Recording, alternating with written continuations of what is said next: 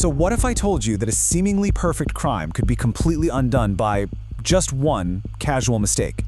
Welcome to This Explainer. Today, we're unpacking a seriously mind-bending true crime case. It's one that completely flips the script on everything you think you know about investigations. We're going to deconstruct what looked like a flawless crime. We're talking intricate digital footprints, meticulous forensic science, and literally one fatal human error that brought an entire conspiracy crashing down. I absolutely love digging into cases like this because they show us exactly how the truth gets uncovered, layer by layer, even when someone is trying incredibly hard to bury it. Let's get started. Now here is the core question we really need to answer today. Can a victim actually be the criminal?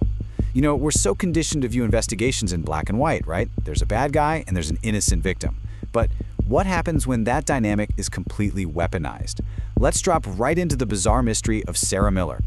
The first 48 hours of this case are an absolute whirlwind. It all starts at 8:41 p.m. Sarah Miller leaves her office. Her colleagues say she was acting completely normal. She gets into a car and she heads home.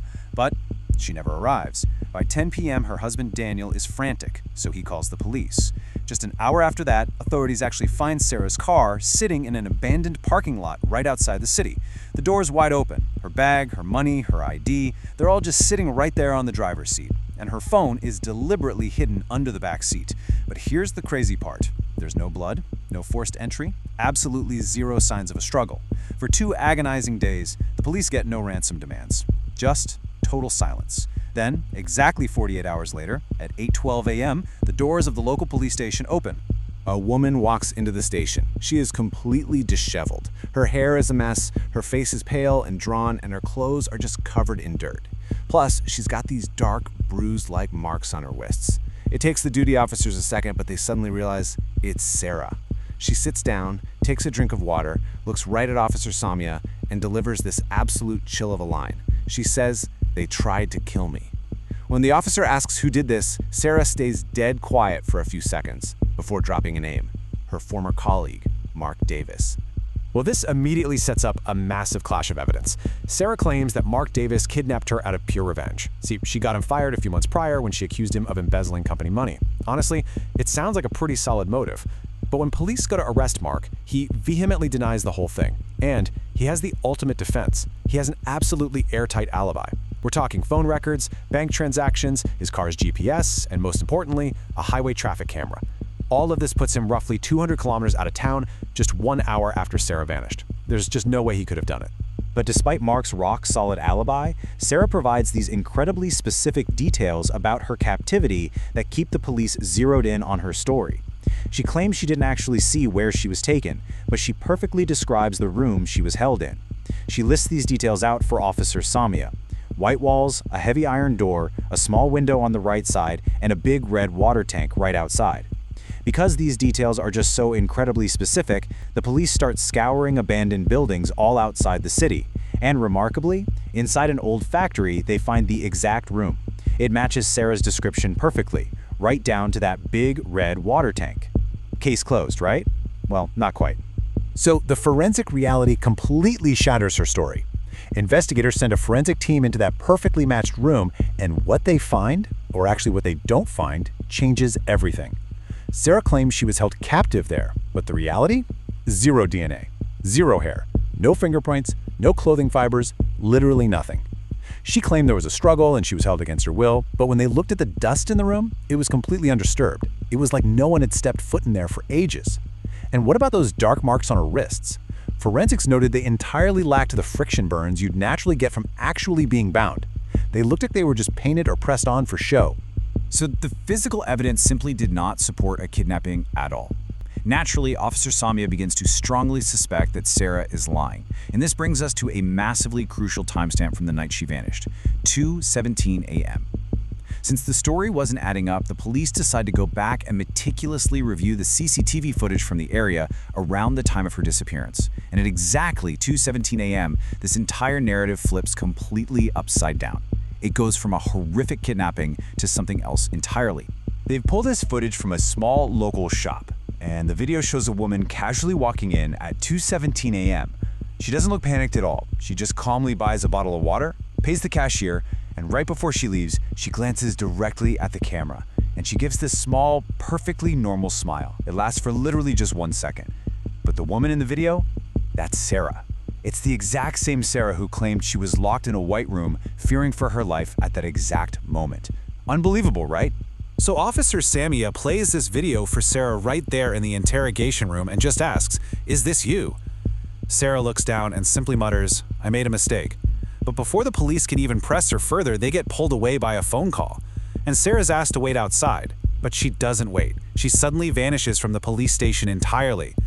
When investigators pull the outdoor precinct cameras, they see her walk out completely alone, head over to a street corner, and willingly get into a black car. Nobody forced her. She's missing for a second time, but this time it is unequivocally voluntary. It just goes to show how quickly assumptions can completely blindside an investigation. The police now have to shift their entire paradigm. Now that Sarah is basically on the run, investigators decide to crack open her digital life. They seize her laptop and start digging through her emails, her cloud storage, all these old documents.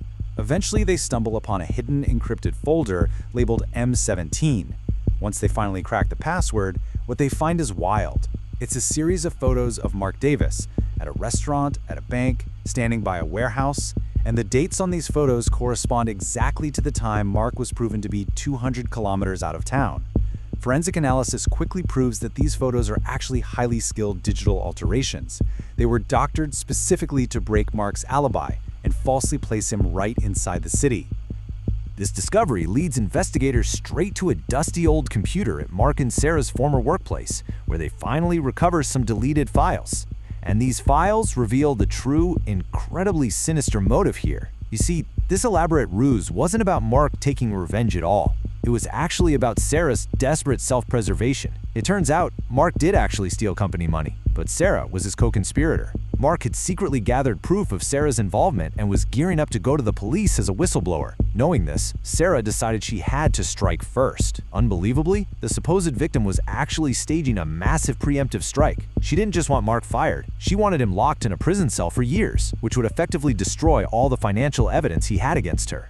But think about it. Pulling off GPS spoofing, heavily doctored photos, and a perfectly staged crime scene, that takes some serious coordination. When police start tracing bank records, they reveal that Sarah's husband, Daniel, actually paid for that exact abandoned warehouse a full week in advance. He helped doctor the photos, he helped stage the car, he applied those fake wrist marks to Sarah, and then he put on an absolute Oscar-worthy performance for the police on the night she vanished. Daniel was in on the whole shebang from the very beginning. And this is really the ultimate paradox of the whole case. They had a flawlessly executed setup. They had faked physical marks, a perfectly staged location, and highly manipulated digital footprints. But they had one fatal flaw. In all of their meticulous planning, they assumed that CCTV cameras only looked at specific, important places like crime scenes. They completely forgot that some random old camera from a neighboring shop might just be pointed out at the street. That single human error, a casual, confident smile directed right at a camera, proving she wasn't in fear at all, unraveled an entirely fabricated reality. The fallout from this is incredibly swift.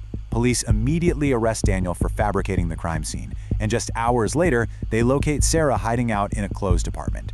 As for Mark Davis, the innocent ex-colleague who was literally almost framed for the rest of his life, all charges against him are entirely dropped.